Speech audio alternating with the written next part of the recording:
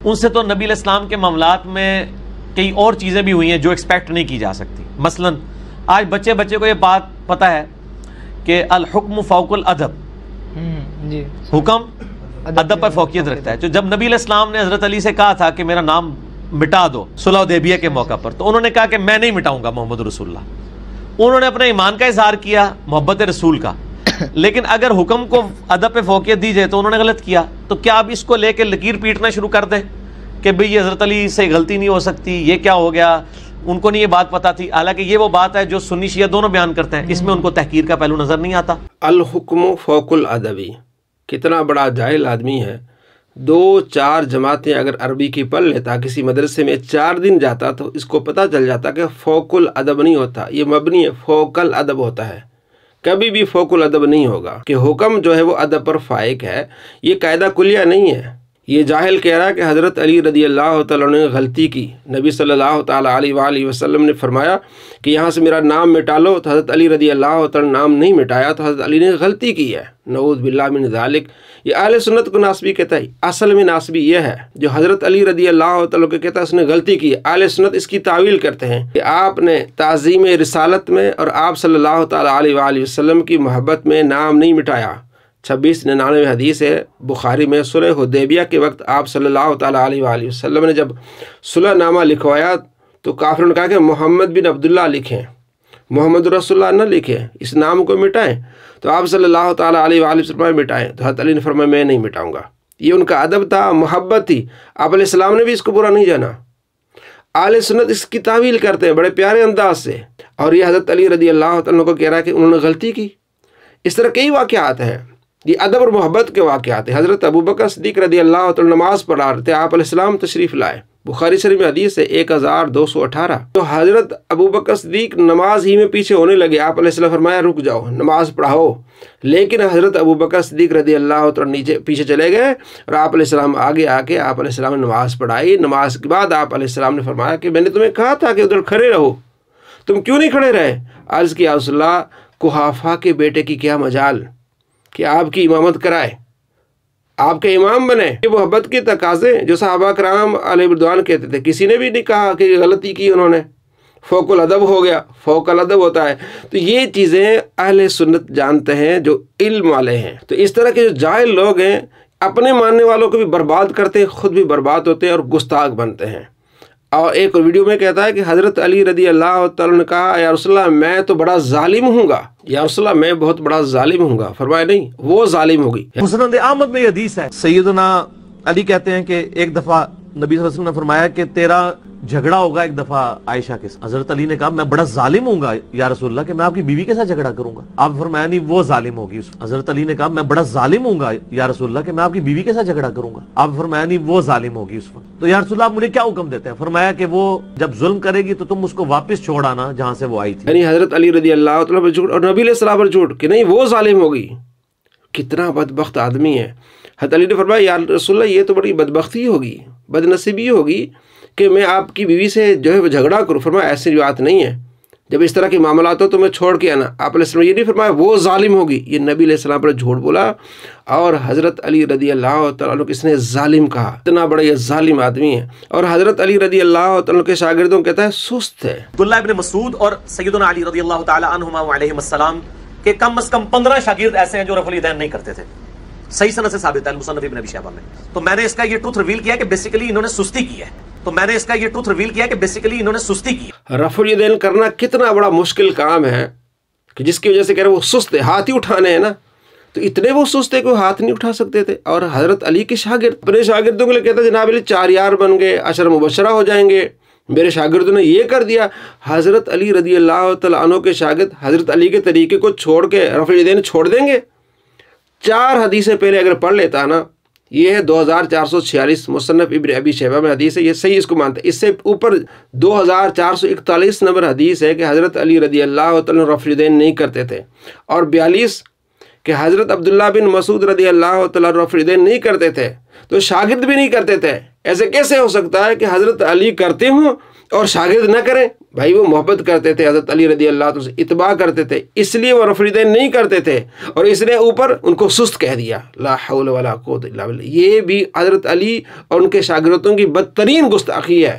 لہٰذا شیعان علی وہ ہوں گے جو علی کی سنت پر عمل کریں گے۔ مولا علی کو خوارج نے کافر کہا، لیکن مولا علی نے ان کے جنازے خود پڑھائے اور کہا کہ یہ میرے بھائی تھے، بگوڑے ہو گئے، میں ان کو مسلمان سمجھتا ہوں، اور ان کے لیے دعا کی اللہ مغفر لحینا و میتنا۔ اس 10 سیکنڈ کے کلپ میں حضرت علی رضی اللہ تعالیٰ پر اس نے 3 جھوٹ بولے ہیں کہ خوارج کی جنازے پڑھاتے رہے، آپ فرماتے ہیں کہ میں ان کا بھائی ہوں، اور ان کے لیے دعائیں کرتے رہے۔ لا حول ولا قوت الا باللہ۔ ہمارا اس سے چیلنج ہے کہ بتاؤ کس کتاب میں لکھا ہے کہ حضرت علی رضی اللہ تعالیٰ ان کے جنازے پڑھائے، آپ نے ان کو بھائی کہا اور ان کے لیے دعائیں بخشش کی؟ اور ایک اور ویڈیو میں کہتا ہے کہ اہل سنت اور اہل تشیع کی کتابوں میں موجود ہے کہ جناب علی حضرت علی رضی اللہ تعالیٰ عنہ خوارج کے جنازے پڑھائے، اور آج تک یہ جواب نہیں دے سکا۔ اور خوارج کون ہے؟ جہنم کے کتے ہیں۔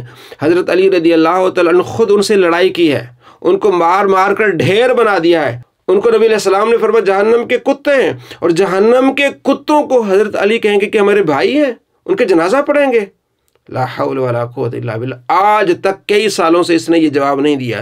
یہ بھی حضرت علی رضی اللہ تعالیٰ کی بدترین گستاخی ہے جو اس نے کی ہے۔ 10 سیکنڈ میں 3 جھوٹ۔ نہج البلاغہ میں مولا علی علیہ السلام کا خطبہ، میں حیران ہوں کہ شیعہ نے اتنا بڑا خطبہ اوور لک کیا ہوا ہے، جس میں حضرت علی اپنے بیٹے کو کہتے ہیں کہ تم اس کی اولاد ہو جس نے عنقریب مر کے مٹی ہو جانا ہے، تم اس کی اولاد ہو جس نے عنقریب مر کے مٹی ہو جانا ہے، جس کو فنا ہے تو تم مجھ سے امید نہ وابستہ کرو، اس اللہ سے کرو جسے کبھی فنا نہیں ہے۔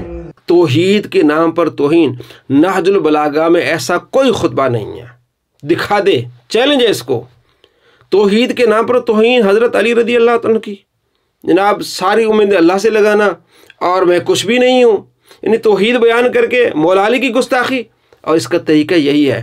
اور یہ کہتا ہے کہ جب ہم توحید بیان کریں گے تو نبیوں کی گستاخی ہوگی۔ جب توحید بیان ہوگی تو گستاخی تو آٹومیٹکلی ہو جائے گی، کیونکہ توحید کا مطلب ہی ہے کہ اللہ کے سوا کوئی پیغمبر، کوئی فرشتہ، کوئی بزرگ، کوئی بابا، شاہی کوئی نہیں۔ کتنا بڑا یہ بدبخت ہے، اور توحید بیان کرتے ہوئے نبی پیشاب نہیں روک سکتے۔ توحید کا تو مطلب ہی یہی ہے کہ کوئی انسان اپنا پیشاب بھی نہیں روک سکتا، خواہ وہ پیغمبر ہو یا عام انسان ہو۔ کیسی اس کی توحید ہے؟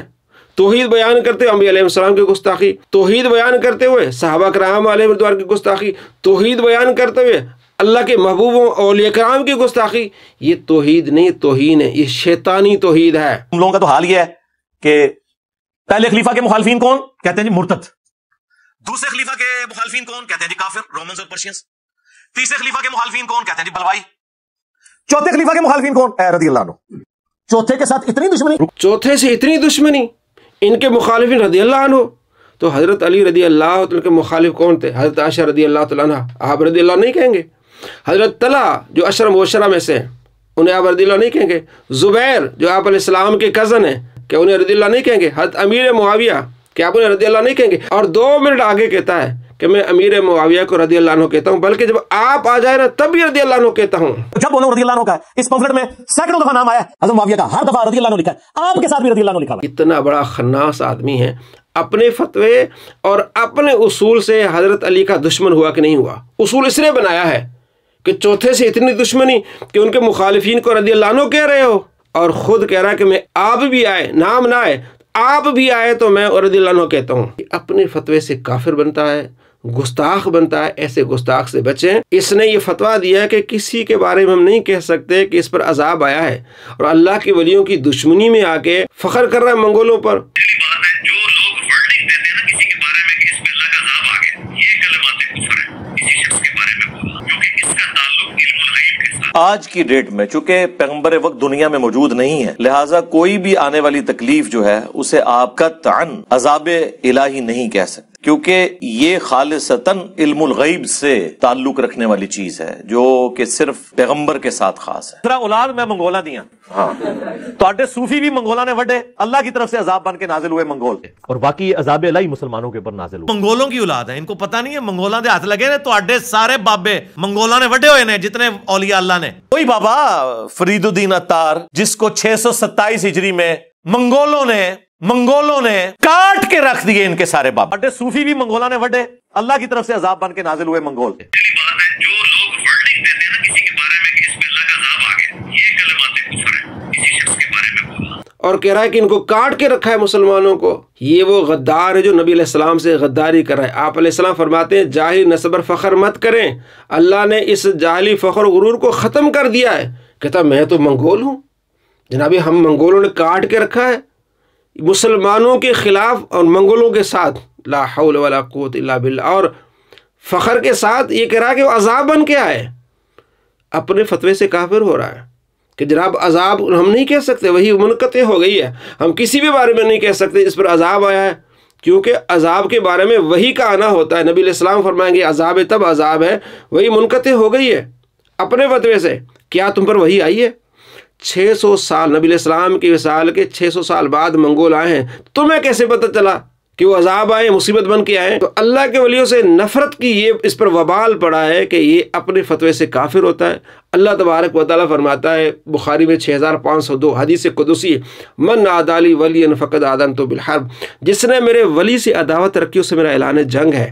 اس نے سرعام اعلان جنگ کیا، ان سے دشمنی رکھتا ہے، عداوت رکھتا ہے، تو اللہ فرماتا ہے اعلان جنگ، تو اعلان جنگ ایسے ظاہر ہو رہا ہے کہ مشرکوں سے منگولوں سے محبت کر رہا ہے اور مسلمانوں سے نفرت کر رہا ہے اور فخر کر رہا ہے، نبی علیہ السلام سے غداری، نبی علیہ السلام کی تعلیم سے غداری کر رہا ہے، اللہ تبارک و تعالیٰ سے غداری کر رہا ہے، مسلمانوں سے غداری کر رہا ہے اور مشرکوں سے محبت کر رہا ہے۔ تو یہ ہے اس سے اللہ کے اعلان جنگ۔ جو اللہ سے اعلان جنگ کرے گا وہ کبھی نہیں جیتے گا، اللہ تبارک و تعالیٰ رسی ڈھیلی کرے گا، لیکن جب اس کو پکڑے گا اللہ تبارک و تعالیٰ پھر یہ اس کا کہیں پرسان حال نہیں ہوگا۔ تو ایسے جاہلوں سے اور جو اپنے فتوے سے کافر بنتے ہیں، میں نہیں کہوں گا کافر، نہ آپ کہیں گے، اپنا فتویٰ دکھائیں گے اس کو، بھئی تم اپنے فتوے سے کافر ہو، تو ایسے کافروں سے اپنے ایمان کو بچائیے۔ بظاہر امامہ، داڑھی، پگڑی، کتابیں سامنے، انہی کتابوں کا دشمن، انہی کتابوں سے غداری، سامنے کتابیں پڑھی ہیں ابو داؤد، اس میں نبی علیہ السلام واضح طور پر فرماتے ہیں کہ جاہلی نسب پر فخر مت کریں، اور سامنے مشکات المصابیح رکھی ہے 3 جلد صفحہ نمبر 87 کے اوپر پہلی حدیث لکھی ہوئی ہے، نبی علیہ السلام فرماتے ہیں کہ جاہلی نسب پر فخر نہ کریں، تو اللہ کے نبی سے دشمنی اور غداری کر کے فخر کر رہا ہے۔ ایسے غداروں سے بچیے، ان کو پہچانیے کہ یہ نبی علیہ السلام کے غدار ہیں، دین کے غدار ہیں، اسلام کے غدار ہیں، مسلمانوں کے دشمن ہیں۔